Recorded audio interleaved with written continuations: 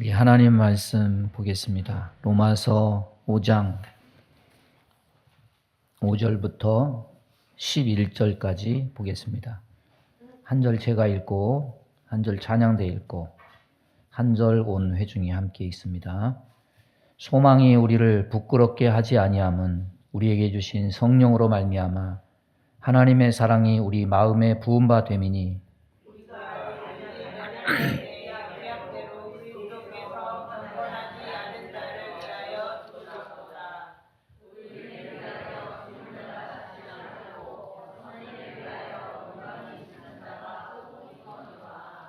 우리가 아직 죄인 되었을 때에 그리스도께서 우리를 위하여 죽으심으로 하나님께서 우리에 대한 자기의 사랑을 확증하셨느니라.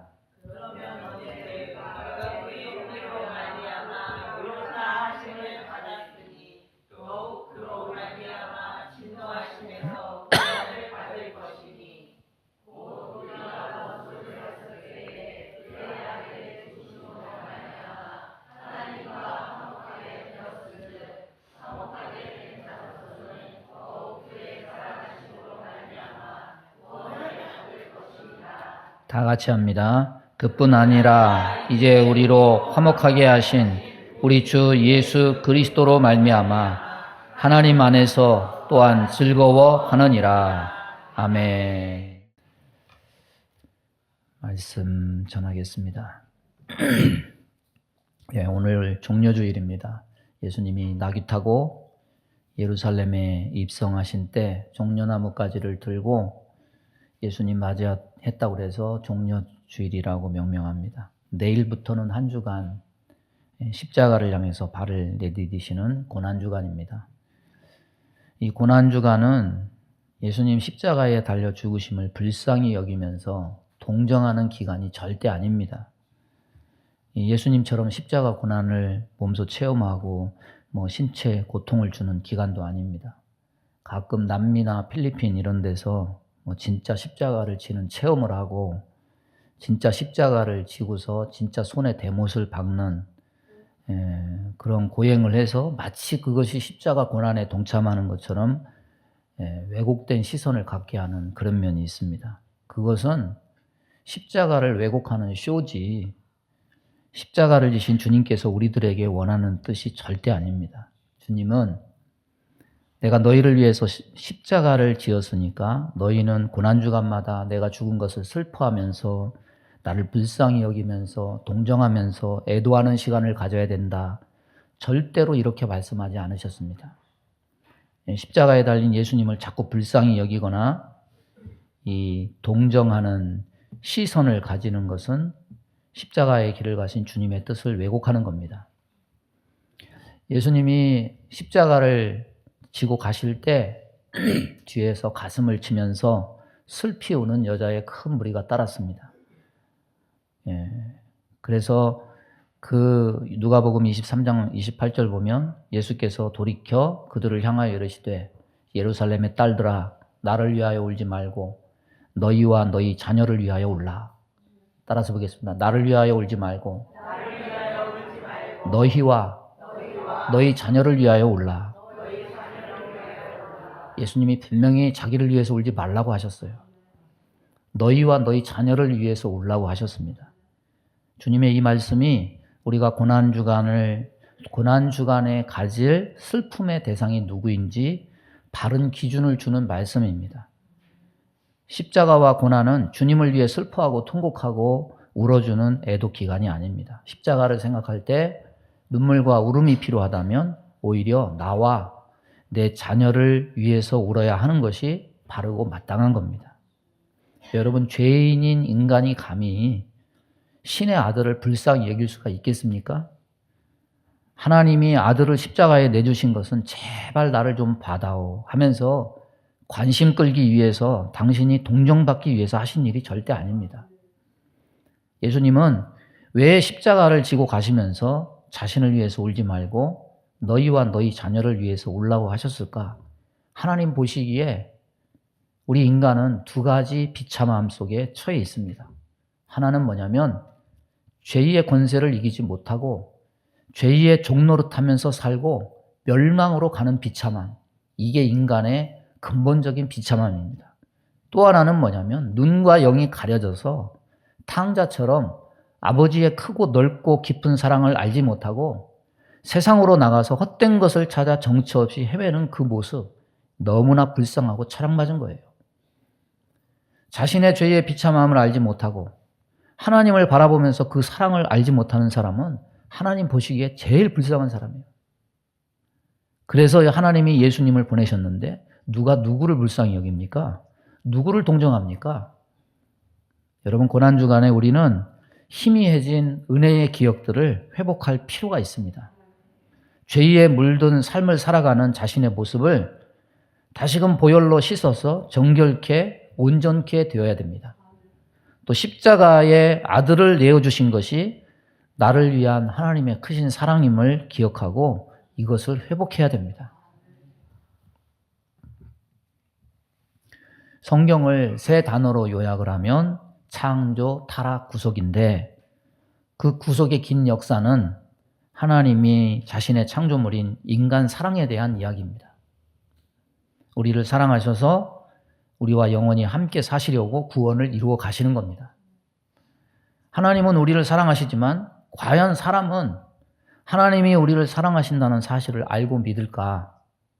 구약성경 마지막 성경이 말라기서입니다. 그 말라기서를 보면 말라기로 이스라엘에게 말씀하신 경고라고 말합니다. 이스라엘이 경고를 받을 정도로 하나님께 잘못한 것이 무엇일까? 그 모든 경고의 근본 바탕은 그들이 하나님이 자신을 사랑하신다는 사실에 대해서 잊고 부정하고 있다는 사실부터 시작해요. 그래서 그 말씀 보면 여호와께서 이르시되 내가 너희를 사랑하였노라. 그런데 이게 단순한 표현이 아니에요. 여기에 첨가돼야 될 단어가 있는데 지극히라는 말이에요. 내가 너희를 지극히 사랑하였노라.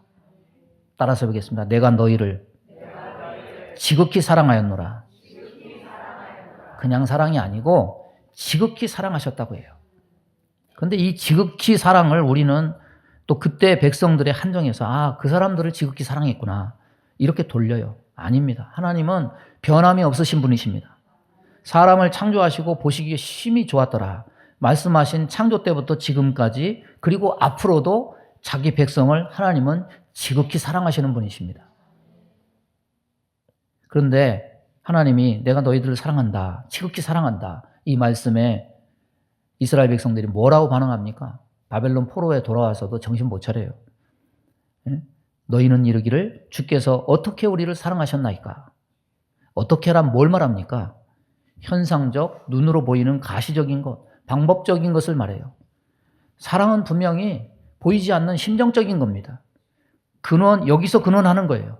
그런데 이스라엘 백성은 그 심정적인 것을 뭘로 확인하기를 원하느냐? 눈에 보이는 현상적인, 방법적인 것. 어떻게 사랑하셨습니까? 이렇게 확인하기를 원했습니다. 여러분, 구약의 이스라엘 백성들은 성경을 통해서 하나님이 이스라엘을 사랑하신다는 것을 배운 사람들이에요. 머리로는 하나님이 자신을 사랑하신다는 것을 알아요. 지식적으로는 압니다. 그런데 그들이 실제로 하나님의 사랑을 느끼고 싶어 하는 것은 그런 보이지 않는 심정적 사랑 말고요. 눈에 보이는 어떤 방법으로 하나님 사랑을 느끼게 해주세요. 이런 거예요. 말라기 때도 그랬지만은 400년 후에 예수님이 오셨을 때도 그랬고, 아니 지금도 그래요. 여러분, 하나님이 지극히 사랑하셨다고 말씀하셔도 인간이 하나님의 사랑을 느끼고 하나님이 자기들을 사랑하신다고 하는 증거를 삼으려고 한 것은 철저히 역사적으로 보면 어떻게 해요? 어떤 방법을 통해서 하나님이 나를 사랑하셨습니까? 이런 겁니다. 그래서 인간은 역사적으로 보면 철저히 나와 관계된 삶의 어떤 사건과 일에 대해서 하나님이 어떤 방법으로 역사하시는가를 통해서 하나님이 사랑하신다고 느끼고 그런 것을 기대하며 그런 식으로 하나님의 사랑을 느껴보려고 해요.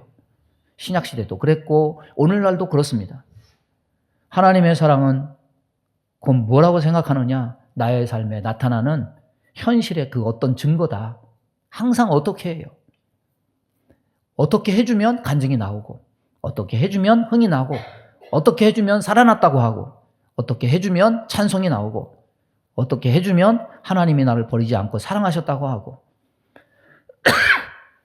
하나님 편에서의 지극히 하고 인간 편에서의 어떻게라는 말은 하나님과 사람의 사랑에 대한 관점이 얼마나 서로 어긋나고 있는가, 이런 현실을 우리에게 보여줍니다. 그런데 어쩌면 예수님의 십자가 사건은 이스라엘 백성들이 하나님을 향해서 어떻게 우리를 사랑하셨는가, 이 논쟁에 대해서 종지부, 마침표를 찍은 사건입니다. 하나님은 우리가 원하는 방식에 어떻게로 그것을 증명하지 않으셨습니다. 당신의 방법대로 지극히 사랑하심을 아들을 내어 주어서 십자가에 죽게 함으로써 하나님의 사랑을 확증하셨습니다. 그래서 오늘 8절 말씀에 우리가 아직 죄인 되었을 때에 그리스도께서 우리를 위하여 죽으심으로 하나님께서 우리에 대한 자기의 사랑을 확증하셨느니라. 따라서 보겠습니다. 하나님께서 우리에 대한 자기의 사랑을 확증하셨느니라. 말라기서의 그 지극히는 어떻게 표현됐느냐? 예수님을 보내서 십자가에 내주심으로 확증된 거예요. 확증은요, 완성됐다는 말이에요. 그래서 예수님은 십자가에서 다 이루었다 하신 거예요. 하나님의 지극히 큰 사랑은 십자가에서 완성되고 확증되었습니다. 여러분, 하나님 사랑을 자꾸만 어떻게라는 내 방식으로 확인하려는 습성은요, 하나님 뜻에서 나온 게 아니에요. 자꾸 이 종교적 습성에서 나오는 거예요. 하나님은 저와 여러분의 모든 필요를 아시고 우리가 하나님께 기도하면 그 기도를 들어주십니다. 그렇지만 하나님의 지극히 큰 사랑의 완성적 결론은 십자가를 통해서 보여주신 거예요. 하나님 사랑은 이미 지극히 사랑하셨다는 것이 십자가의 증거로서 확보된, 확증된 사랑입니다. 그런데 과연 인간은 하나님의 그 사랑을 받을 만한 자격이 있느냐? 사도 바울은 하나님의 사랑을 받은 우리가 어떤 상태에서 그 지극한 사랑을 받았는지 세 가지로 표현합니다. 하나는 우리가 아직 연약할 때에, 하나는 우리가 아직 죄인 되었을 때에, 하나는 우리가 아직 원수 되었을 때에. 우리가 아직 연약할 때에 어느 수준에서 받았는고 하니 연약할 때예요. 연약하다는 말은요, 약하다 이런 의미만 있지 않습니다. 어떤 의미도 있냐면 유치하다 이런 의미도 있어요. 유치하다는 말은 다른 말로 말하면 아직 어려서 이해도 못하고 기억도 못한다는 거예요. 사람이 아무리 머리가 좋아도요, 4살 이전의 일은 기억하지 못한다고 그래요. 그런데 그 기억 못하는 때 사실 진자리 마른 자리 갈아 뉘인 부모의 극진한 사랑을 받은 때가 바로 그때예요. 근데 정작 이놈의 자식들은 이 사랑에 대해서 전혀 기억이 없어요. 내가 널 어떻게 키운 줄 알아? 이러면은 아이 또 그 소리 하네. 왜 그렇습니까? 기억이 없거든요. 기억이 없으니 철도 없는 거예요. 이렇게 어린 자가 이제 시집장가 가서 자기도 자식 낳고 키워보면 그제서야 자신을 부모님이 어떻게 키워주셨는가 깨닫게 되죠. 그래서 한 번은 엄마를 만나서 그런 얘기도 하죠. 엄마, 애 키우는 게 이렇게 힘든데 엄마 혼자 어떻게 나를 이렇게 키웠어? 이런 소리 하면 이제는 알아듣는 거죠. 이제 좀 철든 거예요. 근데 이런 철들 때까지 30년 걸려요. 30년. 여러분, 모름지기 이것을 알아야 돼요. 진정 자녀가 부모의 엄청난 사랑을 받은 것은 품 안의 자식일 때, 전부 유치한 때 받은 거예요. 근데 기억이 없어요. 이해도 못해요. 유치할 때, 무지할 때 아무것도 모르고 그냥 받기만 한 거예요. 그 모르는 자를 품에 품고 지극히 사랑하는 것, 이게 부모의 사랑입니다. 그리고 하나님 사랑이 그와 같습니다. 예수님 사랑이 그와 같습니다. 요한복음 13장에 예수님이 제자들 발을 씻기십니다. 세족씩 한 거예요. 제자들이 그 뜻을 모릅니다. 그때 예수님이 뭐라고 하셨냐면 나의 하는 것을 너희가 이제는 알지 못하나 이후에는 알리라. 예수님은 답답한 제자들을 끝까지 품고 사랑하셨습니다. 이것이 우리가 연약할 때에, 철없을 때에 하신 하나님의 사랑입니다. 여러분, 사랑을 하다가 어떤 대가를 바라보면은 낙심하게 돼요. 근데 부모의 사랑은 너무 어리고 유치해서 기억도 없고 이해도 못하고 사랑 표현도 못해도 부모는 우리를 품어요. 하나님 사랑이 이와 같습니다. 내가 연약할 때에, 이 말씀은 내가 미성숙해가지고 너무 철딱서니도 없고 하나님 사랑을 이해하지 못해도 하나님은 진자리 마른 자리 갈아주신 부모님처럼 우리를 사랑해 주셨다. 우리가 아직 죄인 되었을 때에, 이건 신분에 관한 문제입니다. 시점으로 보면 연약할 때, 유치할 때고, 신분으로 보면 죄인 되었을 때예요. 여러분, 우리는요, 의인이어서 사랑받은 게 아니에요. 죄인의 신분으로 사랑받은 겁니다. 의롭기 때문에 사랑받은 게 아닙니다.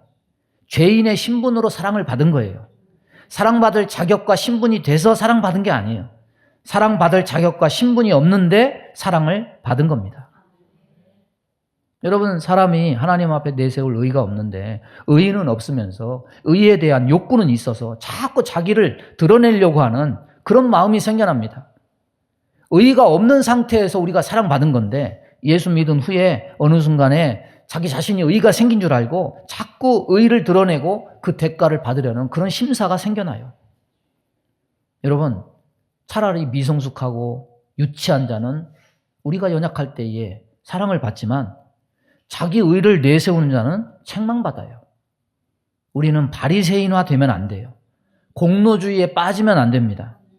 내 의가 있어서 오늘 내가 있느냐? 절대 그렇지 않습니다. 우리는 예수를 믿어도 회개한 죄인일 뿐이에요. 따라서 그대로 죄인이고 아직도 죄인입니다. 분명히 하나님은 의인을 사랑하신 것이 아니고 죄인을 사랑하신 거예요. 주님은 우리를 예수 믿은 다음부터 사랑한 것이 아니고 예수 믿기 전에 죄인 되었을 때, 아직도 죄인으로 있을 때, 그때 먼저 우리를 사랑하신 겁니다. 그러니까 우리가 겸손한 것과 주님이 겸손하는 것은 질적으로 달라요. 주님의 겸손은 하나님의 심성으로 겸손하신 겁니다. 그러나 우리가 겸손할 수밖에 없는 이유는 본질이 죄인이기 때문이에요. 뭔 의의가 있어서 우리가 하나님 앞에 의를 내세울 수 있습니까? 그러므로 죄인을 사랑하셨다는 그것은 이것이 우리의 겸손의 모토가 돼야 돼요. 그리고 세 번째 뭡니까? 우리가 원수 되었을 때에, 이건 특별히 로마서를 쓴 바울 자신이 예수 믿기 전에 행한 그 일을 생각한 표현이 될 겁니다. 사도 바울이 예수 믿는 사람들 죽이려고 자기 나라도 아닌 타국에까지 대제사장의 어인이 지킨 영장을 받아가지고 다메섹으로 갑니다. 예루살렘에서 다메섹까지 가려면 오래 걸려요. 사람을 살리기 위해서 그런 시간과 정력을 바친다면 좋겠지만은 사람을 죽이기 위해서 예수 믿는 사람 잡으러 간다고 거기까지 쫓아간 거예요. 주님을 만나요. 주님이 뭐라고 얘기합니까? 사울아, 사울아, 어찌하여 내가 나를 핍박하느냐? 사도 바울은 다메섹 도상에서 예수님 만나고 나서 자신이 예수님의 원수로 행한 것을 알았어요. 그래서 내가 하나님과 원수 되었을 때에 주님께서 나를 위해 죽으시고 나를 부으시고 나를 사랑하셨다. 사도 바울이 자신을 죄인 중에 괴수라고 한 것도 십자가의 원수로 행한 자신의 삶을 뒤돌아봤기 때문이에요. 여러분, 우리의 상태가 이렇습니다. 우리의 신분이 이렇습니다. 우리의 행동이 이렇습니다. 우리는 하나님의 사랑받을 만한 자격이 있느냐? 자격이 없습니다. 너무 어리고 유치해서 이해도 못하고 알지도 못해요. 죄인인 상태예요. 원수로 행하는 행함이 있어요. 그런데도 하나님은 우리에게 사랑을 베푸셨다 말씀하십니다. 십자가의 사역을 말씀에서 뭐라고 얘기하느냐? 하나님의 화목의 사역이다. 오늘 10절 보면은 우리가 원수 되었을 때에 하나님의 아들의 죽으심으로 말미암아 하나님과 화목하게 되었다. 바울은 말합니다. 여러분, 화해 어떻게 합니까? 다른 사람하고 싸웠어요. 화해 어떻게 해요? 혼자 합니까? 내가 미안해. 막 내가 회개하고 내가 죄값을 치르고 막 보상해줘서. 보통 화해는 내가 용서를 구하고 내가 회개하고 내가 보상해주고 이런 걸로 화해가 돼요. 그런데 여러분, 하나님의 화해는 그렇게 이루어지지 않아요. 내가 어리석고 유치할 때, 내가 죄인이고 내가 원수고 내가 경건하지 않을 때 예수님께서 화목 제물이 되셔서 내 죄값을 십자가에서 치르셔서 하나님과 화목하게 되었다. 창세기에 보면 아브라함이 하나님과 언약을 맺으십니다. 고기를 반으로 쪼개요. 그런데 언약을 맺으실 때 아브라함이 꾸벅꾸벅 졸아요. 창세기 15장 17절 보면 해가 져서 어두울 때 연기나는 화로가 보이며 타는 횃불이 쪼갠 고기 사이로 지나더라. 여러분, 인간끼리 언약은 쪼갠 고기 사이로 양자가 지나가는 거예요. 만약에 언약을 어기면 이 쪼갠 고기처럼 너와 나 둘 중에 이 죄값을 치러야 될 것이다. 이런 의미가 있는 겁니다. 그런데 아브라함은 꾸벅꾸벅 졸다가 아브라함은 못 지나가요. 타는 횃불만 지나가요. 뭘 얘기합니까?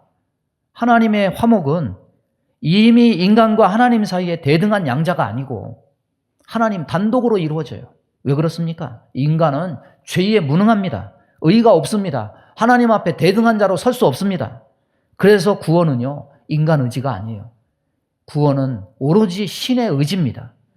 구원은 신과 인간의 양자 언약과 의지가 아니라 신의 단독 의지에 대한 산물인 겁니다. 이것은 뭘 보여줍니까?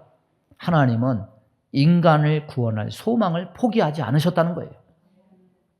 우리의 어떠함 때문에 가능성이 있어서가 아니라 우리의 어떠함 이전에 하나님은 우리를 향한 계획과 소망을 가지고 계셨다. 이것이 우리를 향한 하나님의 사랑이다. 마태복음 19장 보면 예수님이 제자들에게 내가 진실로 너희에게 이르노니 부자가 천국에 들어가기가 어렵다. 낙타가 바늘기로 들어가는 것이 부자가 하나님의 나라에 들어가는 것보다 쉽다. 제자들이 깜짝 놀랍니다. 그렇다면 누가 구원을 얻습니까? 이렇게 하니까 예수님이 뭐라고 말씀하시냐면 사람으로서는 할 수 없으되 하나님으로서는 다 하실 수 있느니라. 구원을 의지적 결과라고 생각하면 고행이 되고 어려운 시험을 통과해야만 하는 로또 같은 확률이 되어버릴 겁니다. 인간끼리 흔히 하는 말이 있어요. 요즘도 자주 쓰고 자주 들어요. 사람 잘 안 변한다. 참 많이 들어요, 그 말. 그래서 사람은 고쳐 쓰는 게 아니고 골라 써야 된다. 여러분, 맞습니다. 사람이 사람을 고치려면 포기하는 게 좋아요. 여러분, 사람이 사람을 못 고쳐요. 자기 가족도 못 고쳐요. 자기 마누라도 못 고치고 자식도 못 고칩니다. 고치기는커녕 그 속도 잘 몰라요. 그런데 하나님은 다릅니다. 사람을 만드신 하나님은 곧잘 사람을 고쳐 쓰십니다. 사람으로서는 할 수 없으되 하나님으로서는 다 하실 수 있느니라. 이 말은 구원은 사람의 의지가 아니라 하나님의 의지라는 말이에요. 하나님의 사랑을 알고 깨닫는 자는 고쳐집니다. 하나님은 사랑으로서 사람을 고치십니다. 참 각박한 세상이 되다 보니까 요즘 자주 쓰는 단어가 뭐냐면 손절. 어떤 사람이 나에게 지속적인 상처를 주고 그런 자신의 모습에 대해 바뀔 의향이 없을 때 저건 틀려먹었다. 손절한다. 이런 표현 참 잘 써요. 더 이상 그 사람과 관계하지 않고 사람 취급도 안 하고 그냥 끊어버리는 거죠. 왜 그렇습니까? 그 사람에 대한 소망과 기대가 없는 거예요. 저 사람은 앞으로도 안 바뀔 거야. 저러다 죽을 거야. 관계할수록 나만 피곤해져. 나만 상처받아. 그리고 저 사람은 내가 그렇게 얘기해도 잘못된 거를 인정하지도 않고 잘못된지도 몰라. 저렇게 생겨먹었는데 못 같지도 않은 인생 내가 거기에다가 시간 들이고 못 들이고 피곤하게 살 필요가 없어. 그러니까 가치가 없고 너는 너대로 가고 나는 나대로 가. 소망과 기대를 버리는 거예요. 많은 사람이 자기에게 득될 사람, 해될 사람 가려서 사람을 버립니다. 사람이 사람을 이렇게 판단하고 버려요. 사람을 가려라, 사람을 버려라. 이게 현대사회의 인간관계론의 결론이에요. 그런데 하나님 아버지는요, 어리석은 우리, 죄인된 우리, 원수된 우리를 절대로 이렇게 손절하지 않으십니다. 우리를 구원할 소망을 버리지 않으십니다. 하나님이 인간끼리 보면서 그렇게 손절하는 것처럼 야, 너는 내가 그렇게 기회를 주는데 너는 왜 이렇게 안 바뀌냐? 내가 너한테 준 사랑과 용서한 횟수를 보면은 정말 셀 수가 없는데 넌 여전히 바뀌지 않네? 너 구제불능이다. 만약에 이렇게 하나님이 저와 여러분을 손절하고 포기하신다면 무슨 우리에게 구원의 소망이 있겠습니까? 무슨 우리의 삶에 소망이 있겠습니까? 하나님께서 내가 너 하는 거 봐서 용서를 하든지 하든지 하지 않든지 하겠다 이렇게 한다면 신앙생활은 엄청 무거운 부담감으로 다가올 거예요. 오늘도 우리가 회개하면 하나님이 우리를 용서하고 받아주시는 이유는 뭐냐? 우리를 향한 소망을 포기하지 않았기 때문입니다. 그래서 우리가 하나님의 사랑에 기대하는 이 소망은요, 절대로 부끄러움과 수치를 얻지 않아요. 망하지 않습니다. 하나님 사랑은 그렇게 길고 넓은 겁니다. 마르틴 루터가요, 1483년에 태어났어요. 작은 마을에서 태어났는데 아버지가 뭐 하시는 분이냐면 이 구리 광산에서 정제되지 않은 구리를 캐다가 그걸 정제해가지고 파는 이 구리 가공업에 종사했습니다. 근데 먹고 살기 힘드니까 야, 아들 하나는 좀 잘 키워가지고 좀 가문을 빛낸 인물로 좀 키워보자.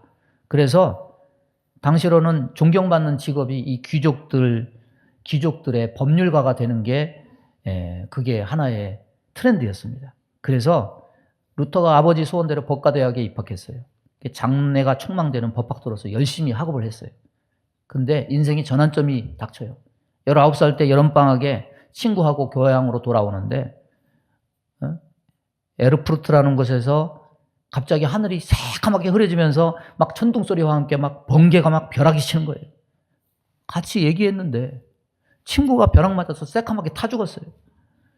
막 그 처참한 멀고를 보니까 막 덜덜덜덜 떨고 자기도 모르게 무릎을 꿇고 하나님, 나 좀 살려주세요. 그러면 내가 수도사가 되겠습니다. 막 이제는 막 그 성인도 찾아. 성 안 나요. 나를 살려주세요. 그러면 내가 수도사가 되겠습니다. 정신없이 기도해요. 이게 충격이 너무 커가지고 이제 결국에는 수도원에 들어갔어요. 수도원에 들어가서도 루터의 죄의식은 남달라가지고 막 금식도 많이 하고 열심히 기도하고 막 참회하고 하나님 앞에 바로 서려고 막 애를 썼습니다. 하루에 고해성사를 몇 번 했냐면 7번. 어떤 기록에는 20번 했어요. 이 세상과 단절되어 있는 데가 수도원인데 뭔 죄를 그렇게 많이 졌겠습니까? 전부 생각으로 지은 거죠. 막 계속해서 죄를 생각하고 하루 종일 신부님 불러내가지고 막 고해를 하고 막 눈물로 자복을 하니까 고해상사에 지친 신부가 뭐라고 그러냐면 야, 루터야, 야, 좀 모았다가 좀 한꺼번에 좀 가지고 와라. 하루 종일 네가 그러니까 내가 정말 살 수가 없다. 27살 되던 해 1511년에 로마를 방문을 했습니다. 그때 당시에 로마에 가면은 사람들이 하는 게 있어요. 이 라테란테 성당이 있는데 지금도 있어요. 거기를 사람들이 꼭 찾았어요. 이유가 있었습니다. 이 성당에 뭐가 있냐면 28계단이 있어요. 그 28계단이 뭐냐면 예수님께서 십자가를 지시기 전에 재판받으러 오르셨던 빌라도 법정이 있었던 계단이에요.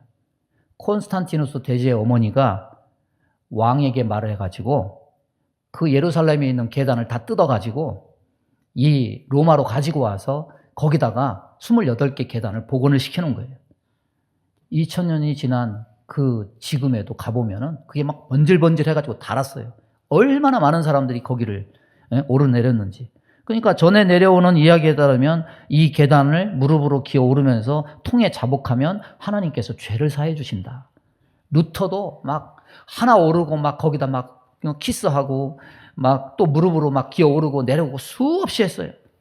근데 죄에 대한 고뇌가 그렇게 해도 사라지지 않는 거죠. 이렇게 고행을 계속하고 있을 때 마음에서 성령으로 들려오는 음성이 번개처럼 들려오는 소리가 있었어요. 의인은 믿음으로 말미암아 살리라. 벌떡 일어났어요. 여러분, 루터의 고민이 어디서 왔습니까? 친구가 벼락 맞아 죽은 데서 오는 두려움, 이 죄의식, 그리고 하나님의 진노와 심판.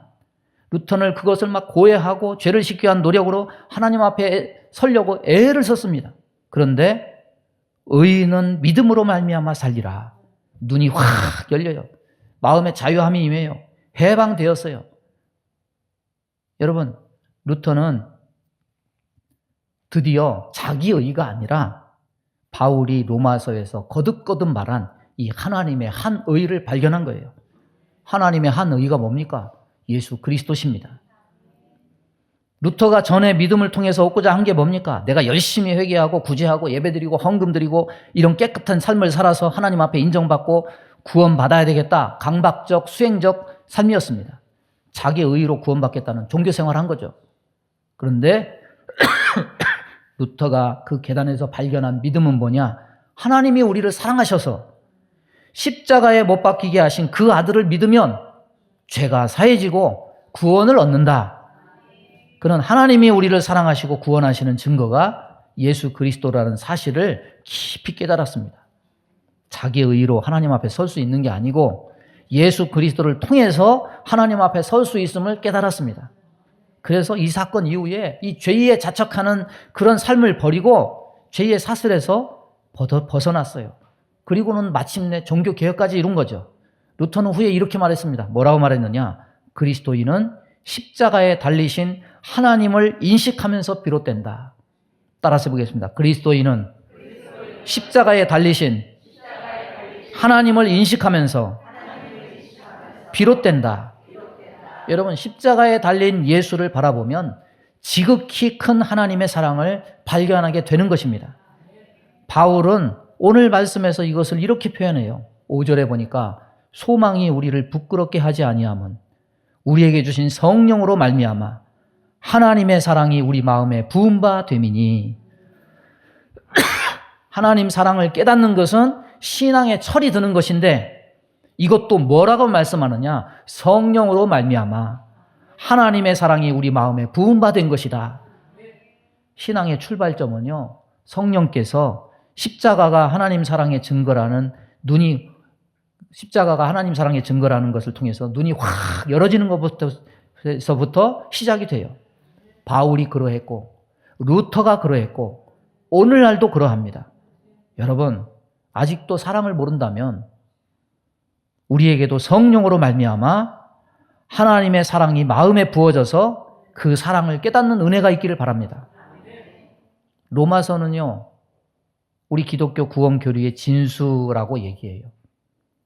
그런데 바울이 말하는 구원의 핵심은 전부 다 하나로 모아져요. 바로 당신이 창조하신 후에 보시기에 심히 좋았더라고 표현하신 인간을 향한 사랑입니다. 그래서 바울은 이 구원교리의 결론을 이렇게 맺습니다.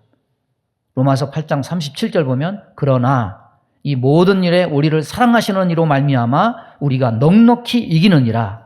내가 확신하노니 사망이나 생명이나 천사들이나 권세자들이나 현재일이나 장래일이나 능력이나 높음이나 깊음이나 다른 어떤 피조물이라도 우리를 우리 주 그리스도 예수 안에 있는 하나님의 사랑에서 끊을 수 없으리라. 하나님의 사랑에서 끊을 수 없으리라. 세상 사람 날 버려도 하나님과 예수님은 우리를 버리지 않습니다.